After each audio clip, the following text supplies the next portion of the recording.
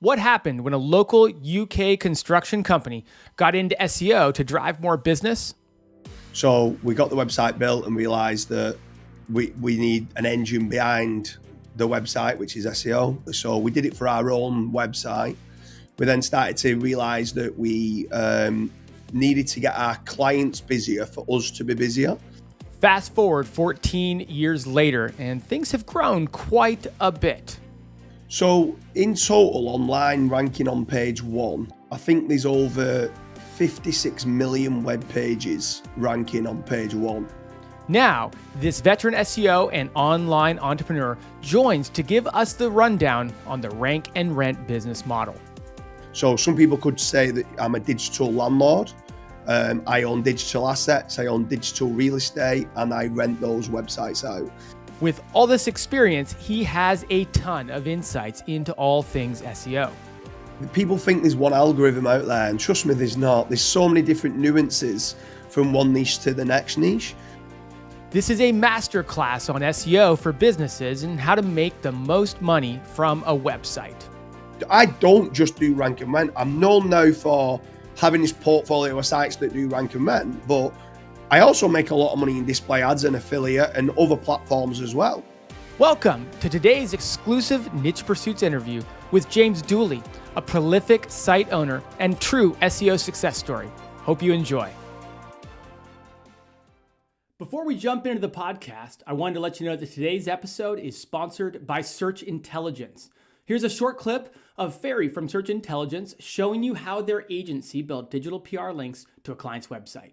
This campaign got us big links in websites such as Lifehacker, Wales Online, Daily Record, and about 20 other news websites. Let me show you how we've done it. We knew that people will be flying a lot this summer, and we knew that journalists will be writing about this topic a lot. So, on behalf of our client, we put together a nice guide about how to fall asleep on the plane. Then we use Muckrack to find journalists who write about travel. Then we put our advice in a nice email and send the tips to the journalists. Within just a few days, the links started landing, securing our client natural placements in really big websites, just like this, and this. This is a great example about how you can leverage seasonal trends to earn links to a website. Anticipate what journalists want to write about at all times and give them the stories that they need. They will reward you with some great, juicy links. I hope this is helpful.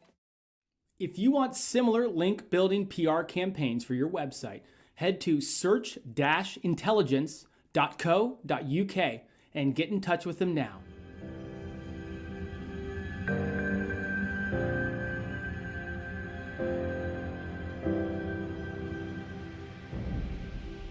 All right, welcome back to the Niche Pursuits podcast. My name is Jared Bauman. Today we're joined by James Dooley. James, welcome on board. Hey, how you doing? You okay? Doing great. I'm very excited to have you. The topic we are talking about today is it's so exciting to me. I think it's going to get a lot of people's brains absolutely fired up. Why don't you, before we dive in though, to the rank and rent model and everything that you're doing with that, can you give us a little background on yourself? Maybe catch us up to when you started doing this. Yeah, so we started about 13, 14 years ago it was now, where we had a construction company in the UK that built playgrounds and tennis courts and football pitches, stuff like that. The phone wasn't ringing. We needed more inquiries. So we knew we needed a website to be built. We wanted inbound inquiries coming in. So we got the website built and realized that we need an engine behind the website, which is SEO. I didn't really know anything about SEO at the time. I didn't understand how the algorithms work, and it was a formula. And it's in a way basic math. So changing words into numbers and making certain you've got the right quality kind of links. Things just progressed from there, really. So we did it for our own website. We then started to realize that we needed to get our clients busier for us to be busier. So if we, let's say, prime example, like architects, if we could get architects more work, and it was doing designing playgrounds or sports pitches in schools or universities, indirectly it would get us more work. And that's kind of how the whole business model grew. It was never set out to build a rank and rent business. It just evolved from there that one is like a domino effect. One thing led on to something else, which led on to something else, which led on to something else. And then fast forward 14 years now, we've got a successful kind of digital real estate portfolio online. Tell me a bit more about where you're at right now with this, and then maybe we'll dive into what Rank and Rent is and kind of unravel it from there. Like, when you say a portfolio, like, kind of set the stage for us. So in total, online ranking on page one, I think there's over 56 million web pages ranking on page one in the UK that we have.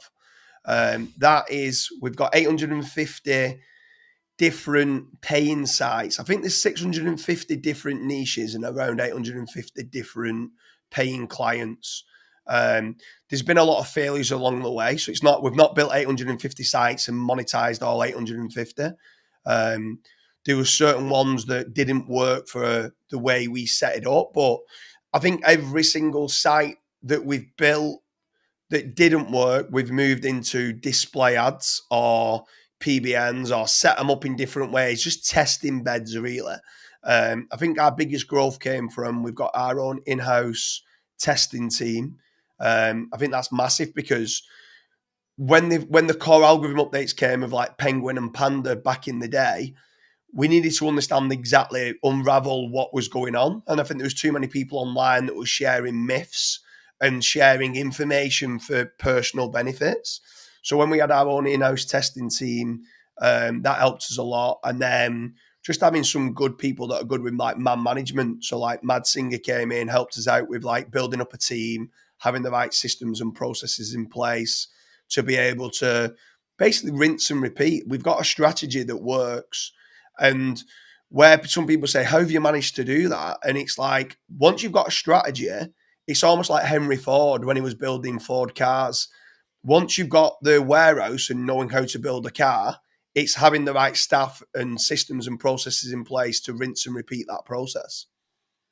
It's still phenomenal. I mean, 850 is a staggering number of sites to grow and build. But I do think it also makes you a pretty good resource when it comes to this model or this approach to building websites, because I mean, like you said, you kind of teased it a bit, like at 850, you've probably almost seen it all. I mean, maybe not everything, but almost everything. Yeah. Yeah, we're in 650 different industries. So, and what's crazy about it, Jared, is that the algorithm, people think there's one algorithm out there, and trust me, there's not. There's so many different nuances from one niche to the next niche.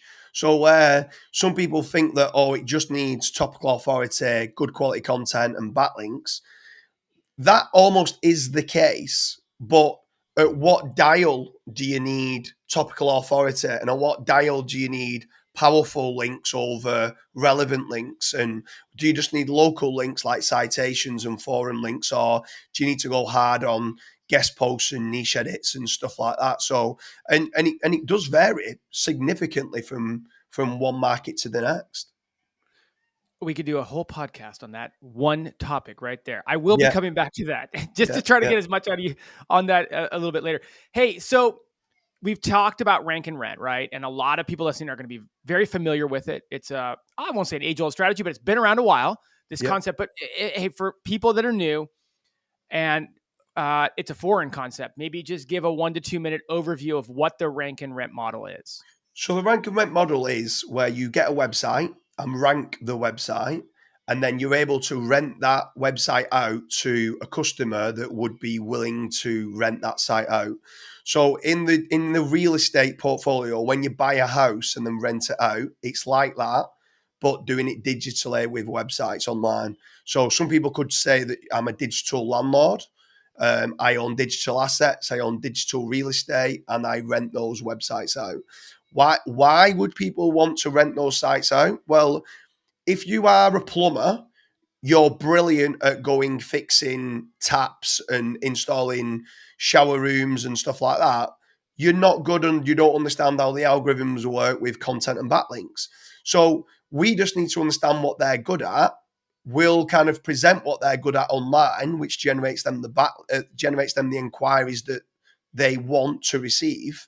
And then from there, they're going to get return on investment, and they're only going to pay us a percentage which is our rental fee. So it's a great, absolute amazing deal for each one of our customers. The good thing is we don't have customers that leave us because they're paying us out of their winnings. So if they came to us saying that £5,000 a month is too much, we can renegotiate it to £1,000, £2,000 a month if that's what the figure needs to be. But the truth of the matter is, the more they pay us, the more websites we'll build for them, the more backlinks we'll kind of present to the site, which then gets better rankings, more traffic, more inquiries. We'll work with the customer to get them where they make the money. And I think that's the most important part. Some people think, oh, I'd like to get into rank and rent. Well, that's fine. But the first thing that you need to understand is the very first kind of word in the saying, rank. You need to understand knowing how to rank. Do you know what I mean? You can't just build a website and rent it out. It's called a rank and rent for a reason. Because if it's not ranking and not generating traffic and generating inquiries, and not only inquiries, the right type of inquiries for your customer, they're not going to rent it out. So many people are coming to me at the moment asking me, oh, I want to get into rank and rent. And I say, do you know how to do SEO? And they think that they know how to do SEO. And you're like, how many sites have you ranked? None yet. Well, you can't do a rank and rent. You're just doing a non-ranking site and rent, and no one's going to do that. So there's still a lot of elements people need to understand and get right before they can go down this kind of path of having a successful portfolio. I think the dichotomy that maybe a lot of people will be thinking is the difference between working. And by the way, let's use that plumber as just the analogy for the rest of the show, because construction, plumbing, veterinary services, doctors, like you go down any kind of trade, but let's just use a plumber for sake of it. But I think the dichotomy that might exist, maybe you can just shed some light on why you chose rank and rent, is why not just do SEO services for that plumber? Why not build them a website? And I think I know some of the things you're going to say, but maybe walk down that path a bit so people can understand the differences there. So I absolutely despise client SEO for a few reasons, and the reason why I dislike it is because, and I don't mean this in a harsh way, there's so many cowboys out there.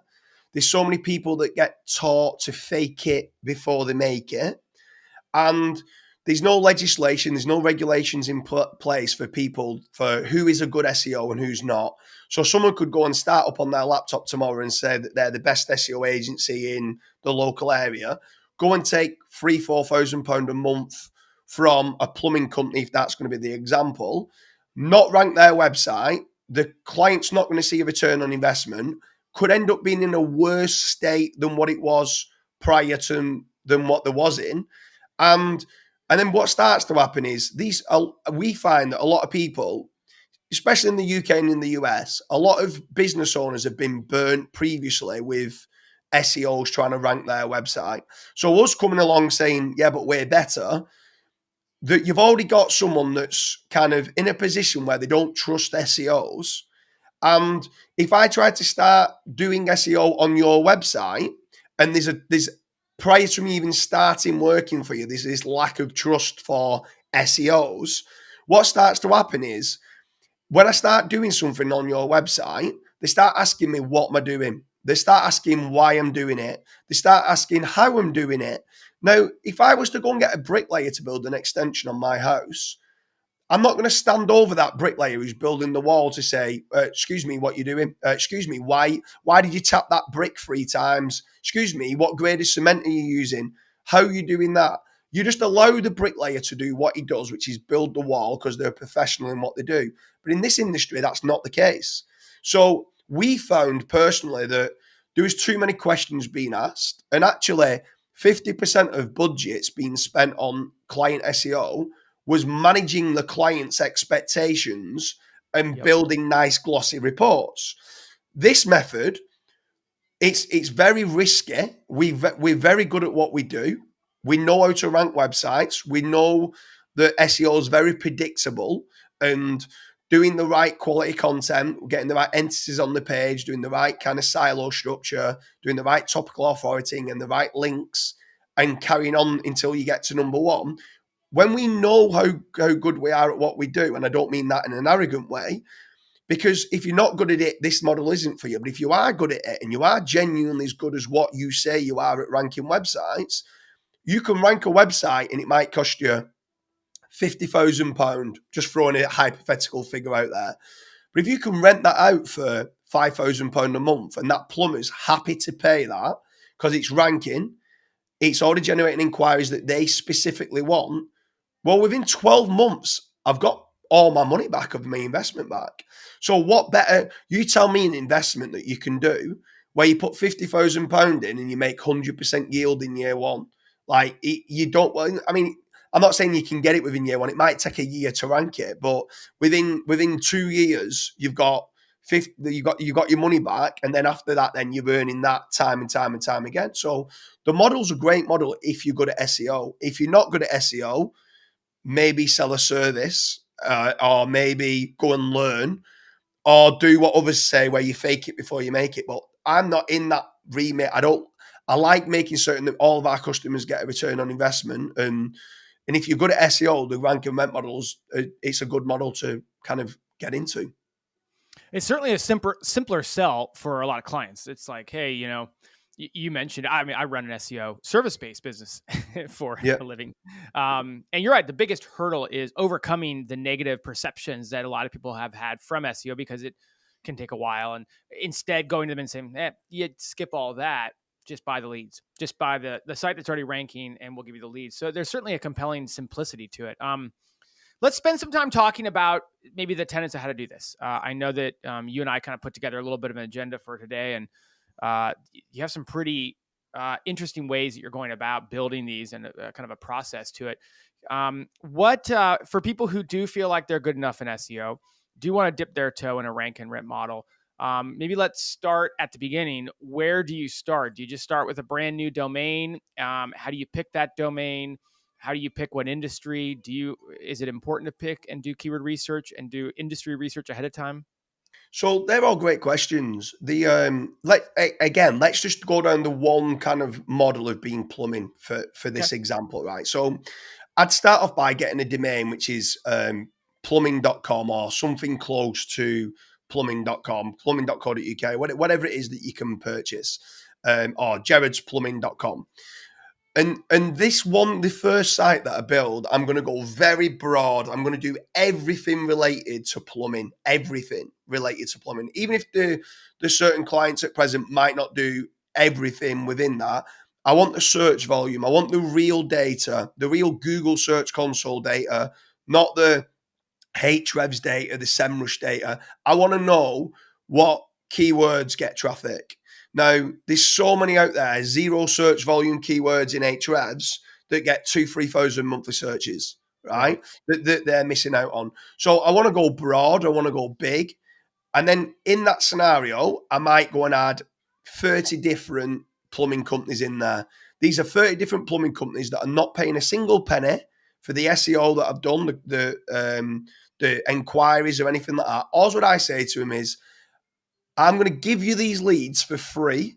All what I ask you to do is, if you secure any within your pricing, if you secure any jobs, try to add as a finder's fee in. And do you know what? I'll let you decide to me what you think is a sensible finder's fee.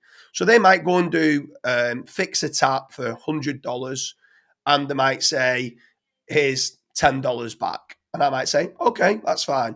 And basically what happens is you get these 30 different plumbing companies fighting against each other to win the jobs, and the cream rises to the top. So whoever starts to pay you the most money in 12 months' time, at that point, you can start asking them and seeing whether they want a dedicated website being built for them. So in the plumbing industry, as a prime example, going fixing someone's tap is 50 to 100 kind of pounds kind of job to do. It's very low budget and it's not very profitable, right? But then what you start realizing is some of them might build bathrooms or shower rooms. So you start building them a site out and you start building certain pages for a shower room. Now for a shower room, it might cost £4,000 to have done. And they might make £1,500 out of it, and they might pay you £500 as a kickback. So you're going, okay, this is getting better. I quite like doing shower rooms. But then further down the line from that, what you start to realize is that some of them then start paying you some more money. And you're like, oh, what's that for? And they went, oh, I just done a wet room. And you're going, well, what's a wet room? And they're going, a wet room's like a shower room, but it's for commercial. So it's for like gyms and office spaces. And basically it's a shower room, but it's got tiles all around on the roof and all up the walls and all the rest of it. But and they're going, we make more money on a wet room. And I'm going, I didn't even know you did wet rooms. And you go, okay.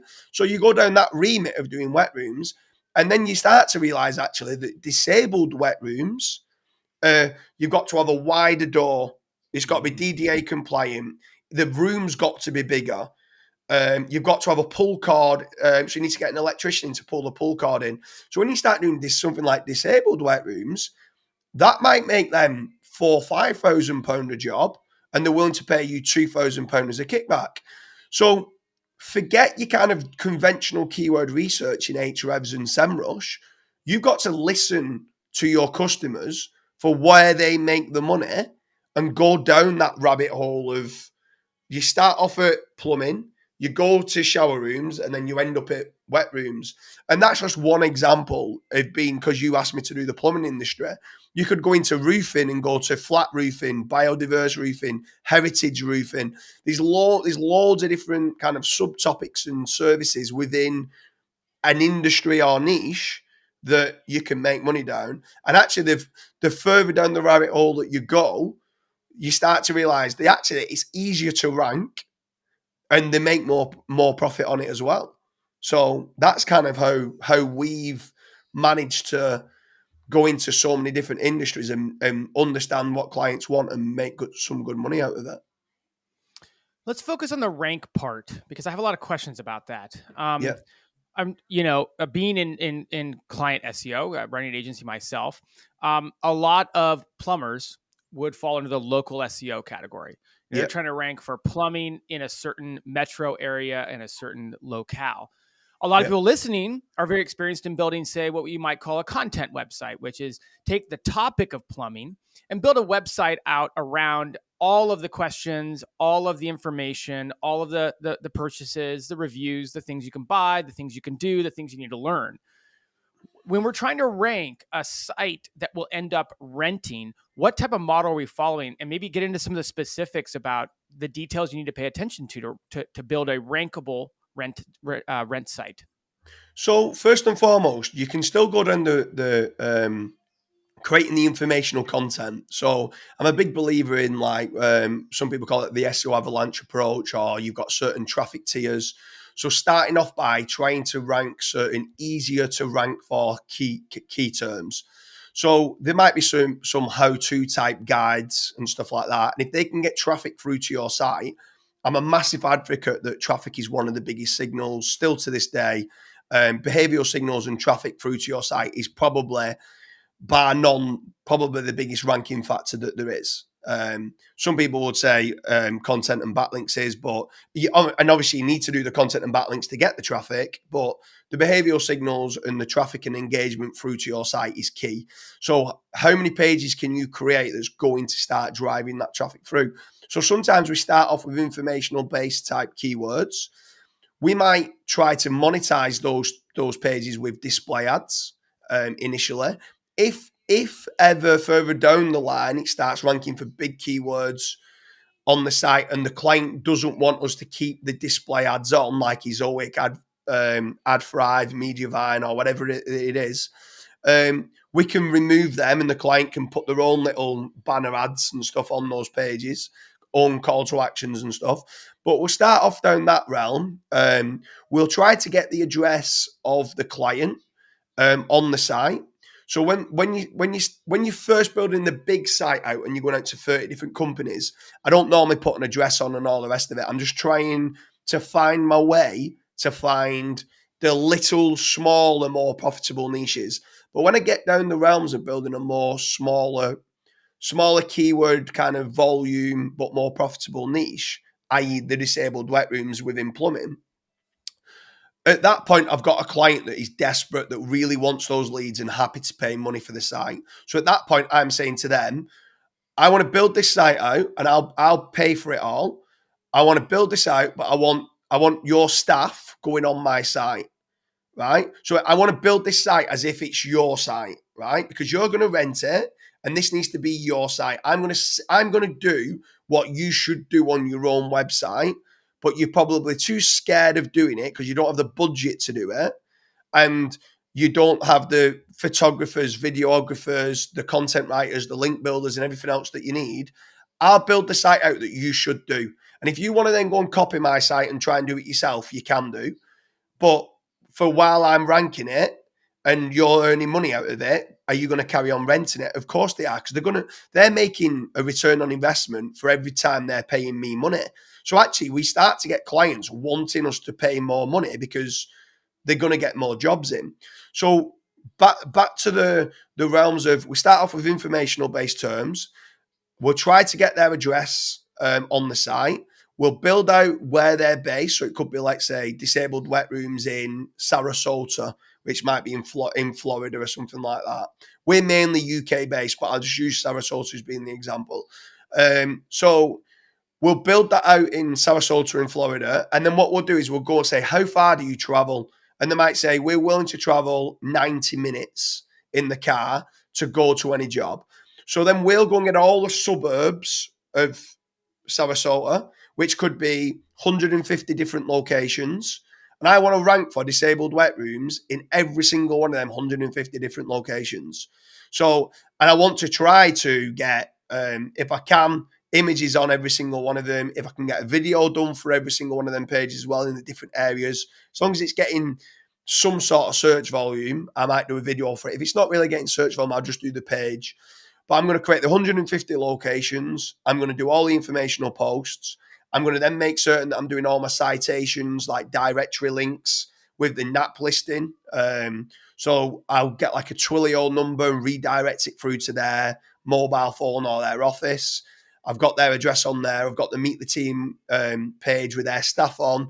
And these people are more than happy to do it because at the end of the day, they're a plumber that just wants to get more plumbing business, and they're only paying us a percentage of their profits. So they love us for it. Like, and I can openly say it, and I can openly give you all of our clients to say, do you enjoy the model? And every single one of them will say, yeah.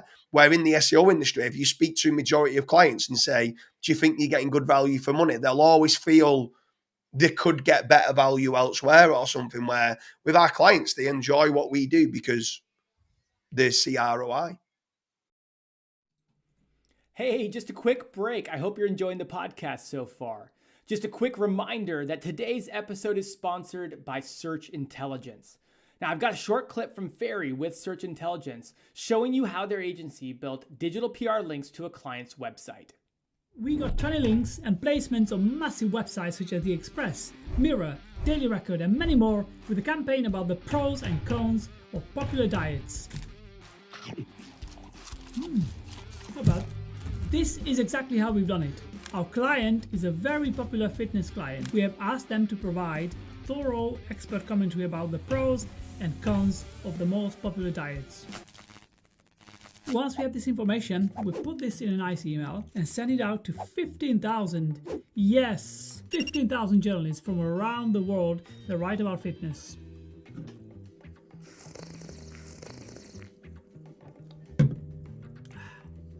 So good. And unhealthy. Big publications picked up our story from the email, giving our client massive, juicy, saucy, healthy links that are 100% relevant to their website and that will keep the rankings of the website in a great shape. You see what I've done there? I hope this case study inspires and that you will start leveraging expert commentary type campaigns to land links to your or your client's website, just like we've done it with this campaign.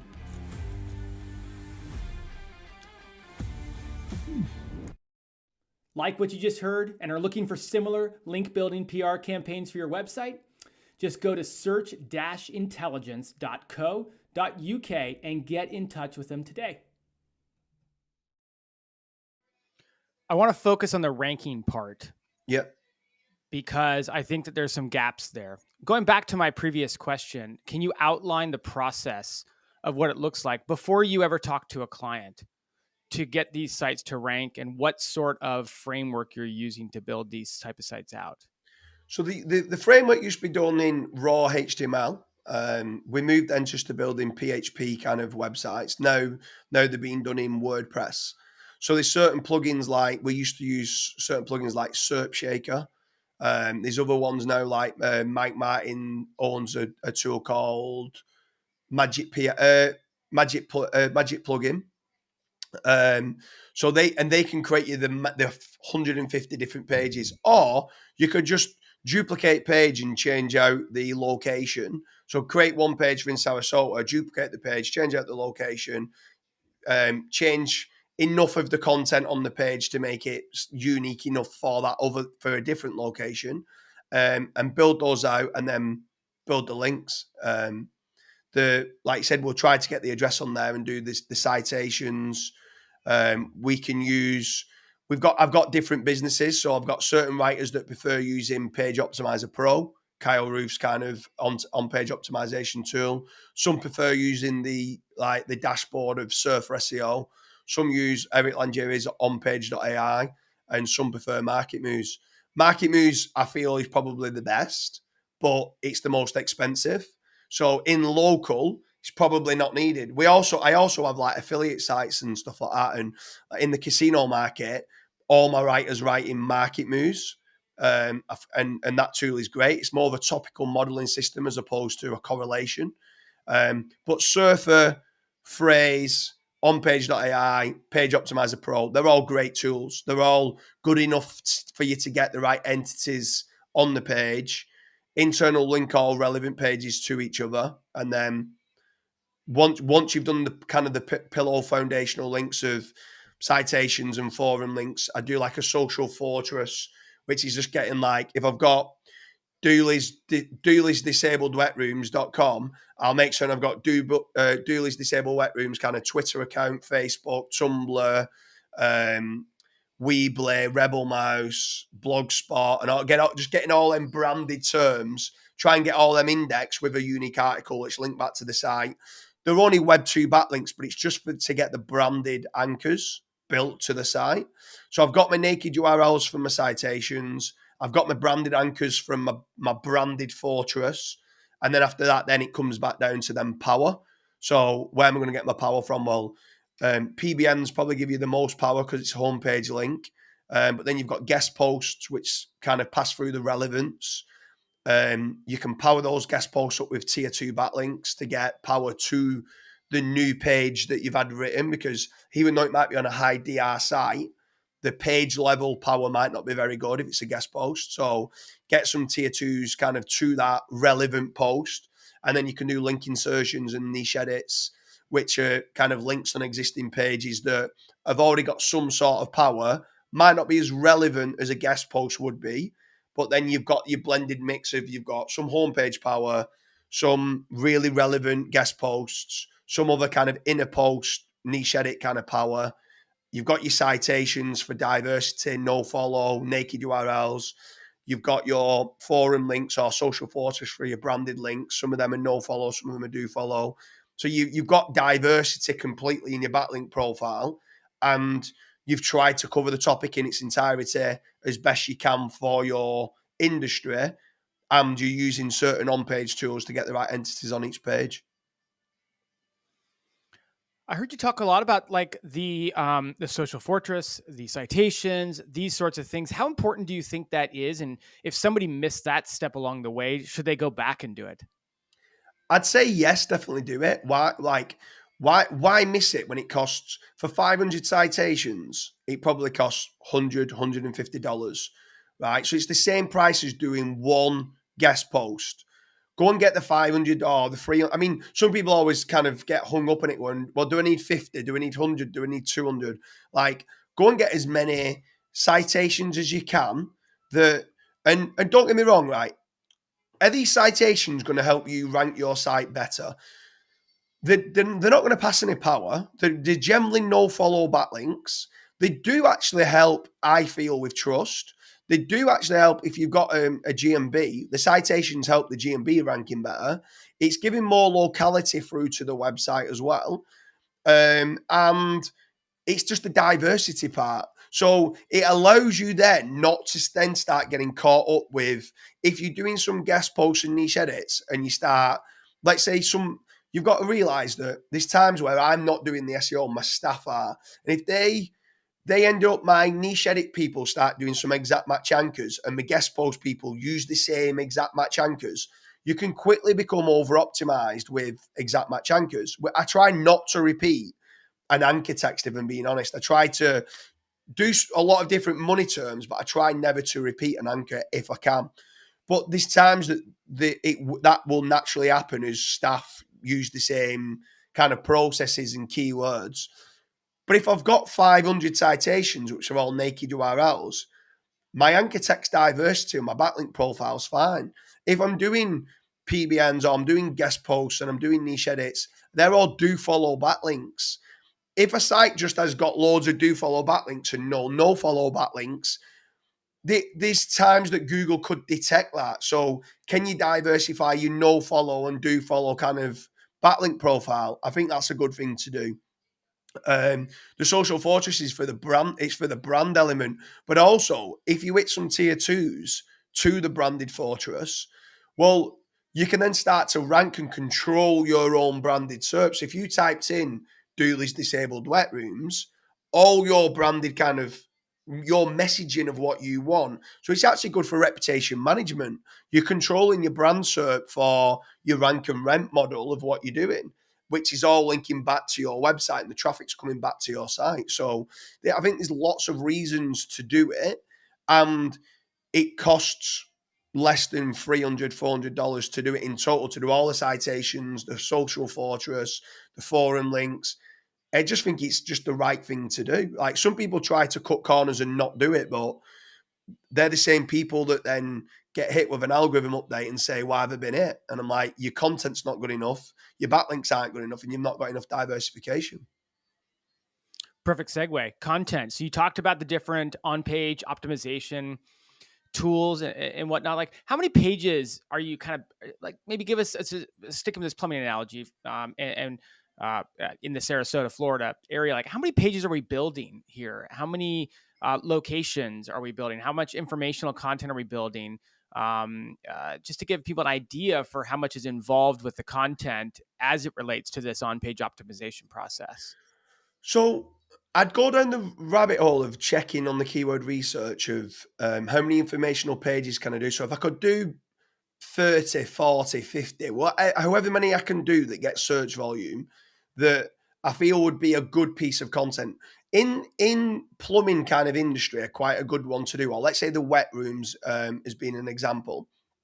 The wet room example, some good ones for you to do is like wet room designs, right? And you're going to get as many images from your client of as many different wet rooms as what they've done. You've uploaded the images. You're trying to rank it for wet room ideas, wet room designs. You can pin that on Pinterest. You can share it on Twitter. You can get it shared in as many places as you can. You can even, if you wanted to, start to run some cheap Pinterest ads or Twitter ads that's getting traffic back to the site, which helps with indexation. So there's all that kind of things that you could do for very, very cheap, talking like $3, $4 a day worth of traffic that comes back to it. And the ideas and the designs, and then another one is the cost. How much is a disabled wet room? How much is, and then if there's certain sizes that you could put in there as well, like how much is a 4x4 wet room? How much is, or you could talk about different shower units or different types of tiles that people might want to use. So there's all these different kind of angles of where you can go down. And then after that, then it's just like going after the kind of core keyword of being disabled wet room installer in Sarasota, disabled wet room installer in Tampa, disabled wet room installer in Miami, disabled wet room installer in Fort Lauderdale, disabled wet room installer in Orlando, and all the other places, then all the little suburbs as well that they might install and do it in. They're really the ones that get the inquiries that come through when someone's looking for an installer in an area. And not only that, it's what people don't realize is sometimes you don't need to type in Miami. All you need to be is on your mobile phone, typing in disabled wet room installer or shower room, because you still, as well, for disabled wet room installer, you can still rank for wet room installer, shower room installer, and all other things related to those type of things, changing room, showers and stuff like that for like gyms and stuff. So there's lots of different variations of keywords that you can go after. I'd say it's a difficult question to answer with how many pages. I'd say do enough to win. Now, if that means doing 30 informational posts and then doing 50 kind of locations and you're getting enough inquiries and the client's happy to pay 500, 1,000, 2,000, whatever you think you can get away with, that they're happy to pay, and they're happy to pay that amount and they get a return on investment, it's only if the client then starts to say, I want to go wider. I want to do more locations. I can travel 4 hours. At that point, then, as you're traveling 4 hours and you're doing more locations, you need more backlinks. You probably need more informational posts. So at times, like, there's a classic saying is, you don't need to be faster than the bear. All you need to be is you need to be faster than the people running away from the bear. Do you know what I mean? So, like, you just need to do enough to win in the SERP. And I think too many people are perfectionists, and too many people suffer from like analysis paralysis, and they suffer too much of trying to get this perfect site, where realistically, if you do SEO properly to 55% of the way there, you're probably going to win in majority of easier to rank for terms. If you don't, step up the mark and do 60%, 65% until, like, people don't need to have this perfect SEO score to rank in a lot of these niches. They just need to do enough content, enough backlinks. And once you're number one, do you really need to keep adding more informational posts on the site? No, you don't really need to do it anymore. How important is, we'll call it site structure, navigational elements, internal linking in this, right? Like, I think we all know internal linking is important, but Yep. Is there any significance or added weight to the navigational elements and the site structure and the internal linking with this strategy? So I'll probably get crucified for saying this, right?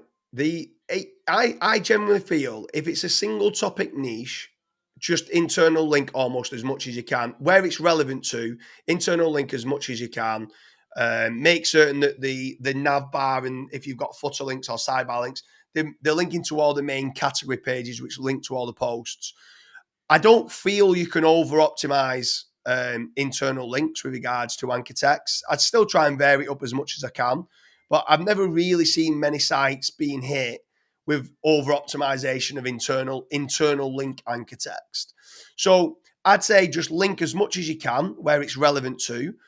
Where it really, really, really becomes important, which isn't the case for these single topic niches, is if we slightly just deviate away from ranking rent to affiliate and you're in the casino market and you've got different sectors within the casino market, like live casino and bingo and slots and poker and blackjack, at that point, internal linking and silo structure becomes very, very important, because you need to make certain you're siloing all the poker pages to be internal linking to all the poker pages. And that might come under card games as being, so it might be homepage to card games to poker, all poker internal linking to each other. And you don't really want to be sideways linking too much to other, like, kind of board game, like slots or bingo or other things. So at that point, you can start to quickly mess up your silo.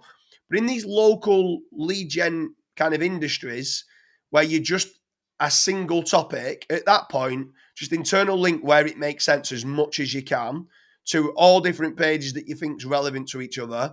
And I don't think really you can harm the site. I think majority of people just don't internal link enough is the actual truthful answer to it. So internal link more, add more kind of links on the homepage to all your main money keywords, because obviously your homepage is the strongest page on your site.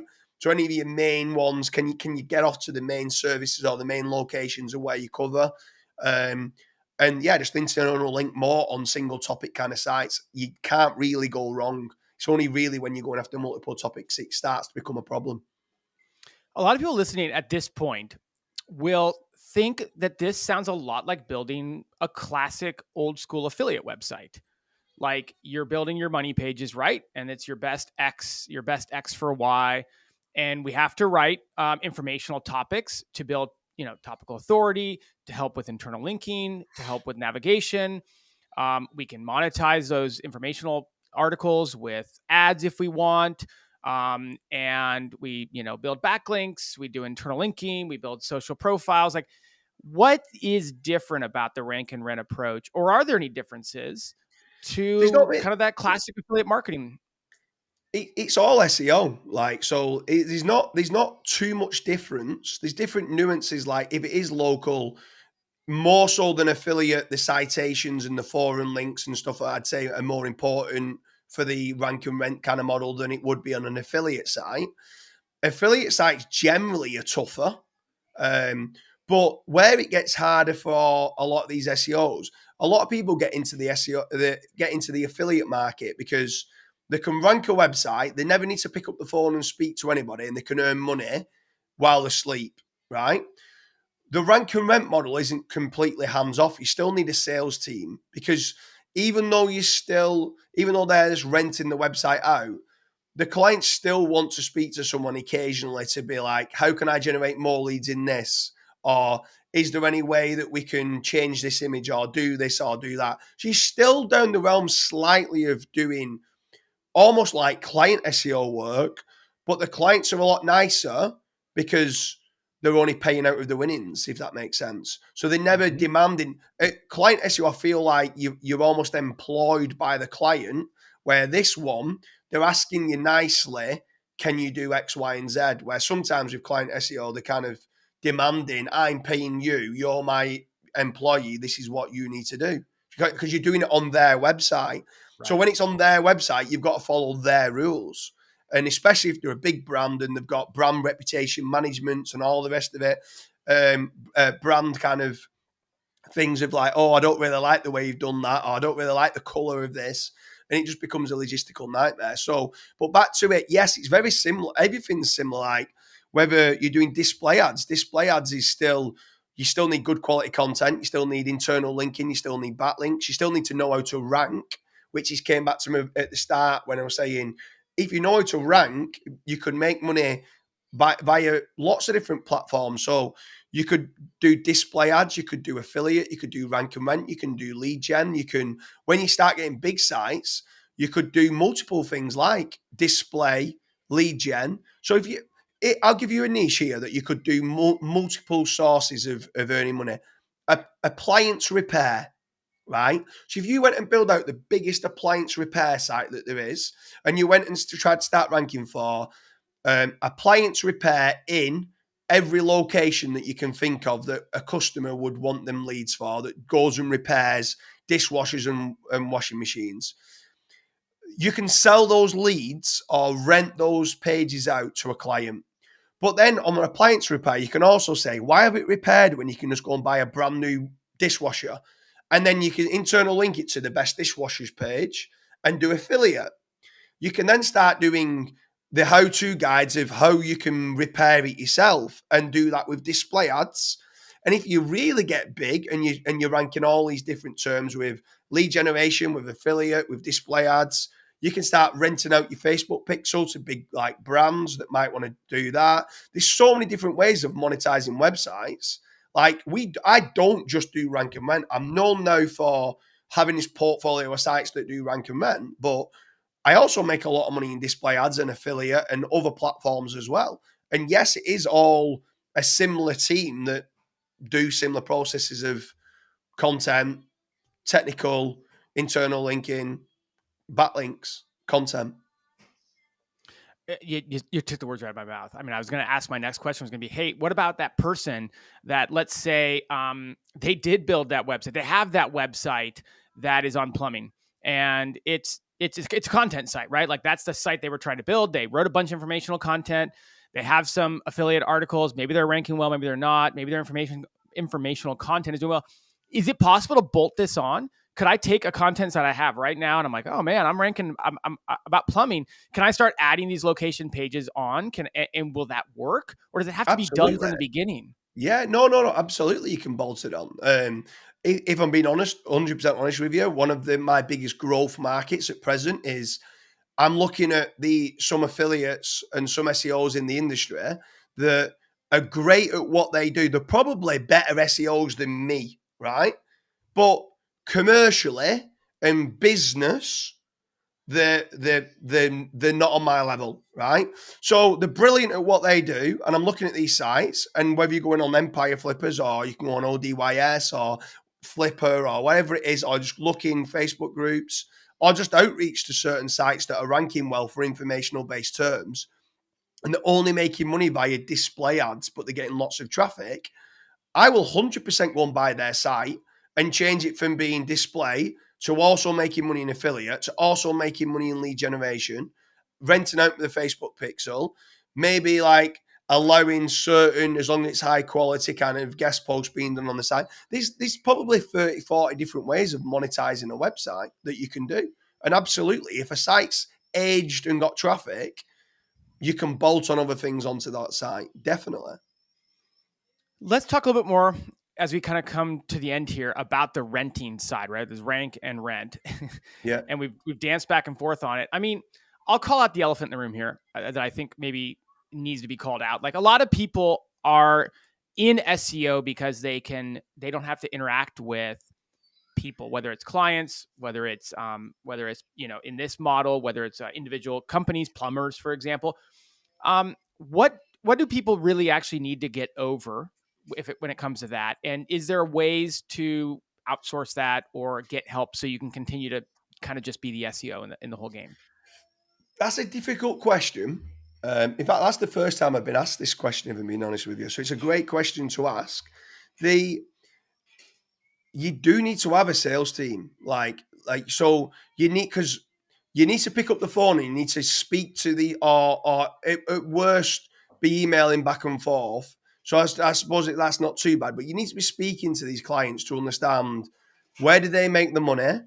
And you need to sometimes have them awkward conversations with them to say, look, I want you paying more money for the site that we have. How can we start charging you more money? I understand to charge you more money, you need to make more money. So you need to kind of open up more ways of you earning money, if that makes sense. So you do need to interact, and yes, certain people don't like that model. Some people prefer the affiliate model because of that. And in general as well, you can't really, when I call it rank and rent, it is rank and rent. But to start with, it's rank and lead gen. Like, you need to provide them with the leads, because if they don't know what they're renting out, they're not going to rent it out. Like, so they need to be having the leads initially, and they're paying you like a finder's fee for jobs that they've converted, or paying per lead. I normally do it on conversion to start with. And then it's further down the line, you can then start to ask them the questions of what makes you more money? What services can I kind of bolt on to this existing site? Or do you want me to build you a dedicated website? And we prefer building out the dedicated sites because we can have the meet the team, the telephone number, the address, all that on there specifically for them. But I don't think there's a way of getting out that there's an elephant in the room that you probably need to team up with someone. If you're an SEO and you're an introvert and you don't like speaking to clients, you also probably need a business partner that's going to go out and speak to these clients and try and get you the best from a commercial standpoint. And there's nothing wrong with that, by the way. Like, there's nothing wrong with acknowledging, like, hey, there's going to be some things that might make you a bit uncomfortable, or, like you said, partner up with someone. There's plenty of people out there who enjoy this space and enjoy talking to people, but don't know how to rank a website. So that's good. Hey, so I guess maybe bringing it back to where we started, and maybe we can close on this. Like, what are the biggest mistakes you see people making when it comes to this model? Because, I mean, look, you've made it sound not simple, but you make it sound like hey, knuckle down in the process, and as long as you know how to rank websites with SEO, that you can do this. And I believe you, but like, what are the mistakes? What are the big mistakes you see commonly trip people up along the way when it comes to this? So I'd say there's so many different nuances of little mistakes that compound. So you mentioned internal linking. Too many people don't internal link enough. So you're not passing the page rank throughout the site enough throughout the site. Get internal linking more would be one part. Second part is I've just mentioned Phrase, Surfer, Page Optimizer Pro, onpage.ai or Market Moves. If you're not using one of those tools, how do you know what entities need to be on a page? How are you properly optimizing the page correctly? And if you're not using them, you're probably missing out, because literally if you go and buy one of them and if you go and get one of them for a 7-day free trial, whichever one you want to use, and you go and add certain entities onto the page, it's predictable and mathematical. Google change words into vectors, right? And then it all comes down to semantic SEO. Can you get more vectors than your competition on that page? And it's not just if you've got, it's almost like keyword stuffing back in the day, but now it's almost like entity stacking. Have you got all the entities need to be that's on the page and all the keywords that need to be on the page? So people don't write good enough content, in my opinion. They write too much fluff. They try to think that a page that might only need to be 800 words needs to be 3,000 words, and they repeat themselves 10 times over. They're not concise enough with the content. The backlinks that they're buying, they're going buying guest posts, or they're thinking that the guest posts, but the PBNs, and they're part of bad link neighborhoods, and they're actually toxic backlinks. And I'm not going to badmouth any link vendors out there, but a lot of link vendors out there sell toxic backlinks. And a lot of people that you ask the question to them owners and say, do you have any sort of trust and toxicity threshold metrics? They say, I don't even know what you mean. We just sell on DR and traffic and relevance. And some people think that a high DR site in Ahrefs is the be all and end all. Well, we show certain clients that we have, because I actually own 1 or 2 service-based businesses as well. And the only reason why I bought into them was because we were spending £60,000 a month on content and backlinks. So I was like, I want better quality control. I don't like what you're doing. And I became this horrible client to the agency now that I part own, where I wanted better quality control. And they were saying, you're a nightmare client. And I'm like, I know I'm a nightmare client, but I'm trying to improve your processes. So at that point, I bought one of the major shareholders out that then allowed me to say, look, I'm a shareholder in the business now. We need to improve these processes. And then and I did it because it helps my business, and I use them on a day-to-day basis, which means I don't need to keep employing more content writers and link builders. I just need the agency that we use, that we bolt into what we do, has got the right processes. And we look at trust, and we look at power, and we look at toxicity. And we make certain that we're building the right type of links. And people are not educated enough on it. People just think a high DR site in Ahrefs is enough, where we can manipulate we can get a brand new site now. And if people want to show it, I can go and buy a domain now and put it in the link of this description. And you can see that it's only just been bought in November, the end of November 2023. And I can get it to a DR70 within 28 days. So if you think a DR70 link is really good, it'll have no content on there, but it'll be a DR70. It gets no traffic. Right. And do you think that's good? No, it's not. It's not good at all. So just no, don't get me wrong. I know Tim Sulo well. I like Ahrefs. I think it's a great SEO tool to measure certain metrics. But you can't just look at DR as being the be-all and end-all of whether a link is a good link or a bad link. So they're different things that people have done wrong, whether it's on-page, internal linking, content quality, link quality. That's what our testing team are doing on a week-by-week basis. And I'd wasted millions buying toxic link. I wasted millions buying the wrong type of links. I wasted millions not doing the right type of, was just cheaping out on what good quality content, what I thought that was. And sometimes you just need to get up and go to certain networking events and speak to the right people who are good in their lane. So I wouldn't go and speak to someone who's very good at link building about content, because they're probably not good about content. But I wouldn't go speaking to someone who's very good about on-page semantics like a Kyle Roof or a Corey of the world that's very good with on-page content, I won't go speaking to them about traffic or paid ads or link building or silo structures, even though they probably are good at that as well. But I try to speak to people who are the best in their lane at what they do. I travel the world going to these events and just trying every day, even to this day, every day is a school day. If you don't innovate, you're going to evaporate. And that's what the team are built up to do every single day. Like every single day, they've got to try and learn and develop. And there'll be different nuances next year than what they are this year of what the benchmarks. Is it more relevance? Is it more power? Like, where does things lie? And you've got to, but the results are there to show. You just got to reverse engineer the SERP and see what Google are preferring at present.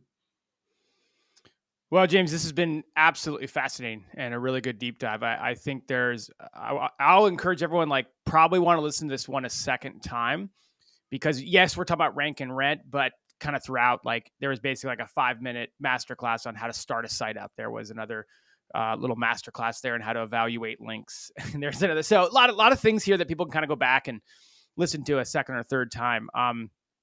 Hey, where can people follow along with what you're doing if they want to reach out? Like, what's the best place for people to follow what you're doing? So I've got the site jamesdooley.com, and then on there, then that just there's not really any content on there. It's just kind of who I am, and then from there though it links out to Twitter, Instagram, LinkedIn, Pinterest, YouTube. I'm being quite a bit more active on YouTube at the moment.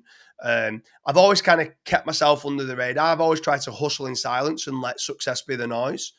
But now more and more people seem to want to have me on certain podcasts and stuff like that. So I'm happy to do it. I'm not introverted. I'm quite extroverted. I'm happy to talk. I'm sure you probably realised that. But yeah, I'm going to be more public now on YouTube and sharing certain techniques. I'm here to elevate others. I don't mean it in an arrogant way. I don't need to work another day in my life, but I love what I do. I'll never retire. I'm constantly trying to learn myself. I still feel even I'm at the infancy of what's working in today's algorithms now with AI. So I feel like a school kid now, again, trying to learn how I can implement certain AI strategies for my growth. So yeah, jamesdooley.com's got links to all my social profiles. Hit me up on any social media platform. I'll try to. I'm probably more active on Twitter and YouTube and Instagram than I am on Facebook. I have more like family photos on there and stuff like that. And LinkedIn, I get thousands of kind of messages, so I fall behind on that. So I probably won't message me on that platform. You sound just like me. Like LinkedIn, haven't figured that one out yet. All I do is get a bunch of spam. Yeah, exactly. Facebook, pretty much my family photos. Yeah. That's good. Hey, James, thanks so much for coming on the Niche Pursuits podcast. I really appreciate you being here. It's been an absolute pleasure. Cheers for having me.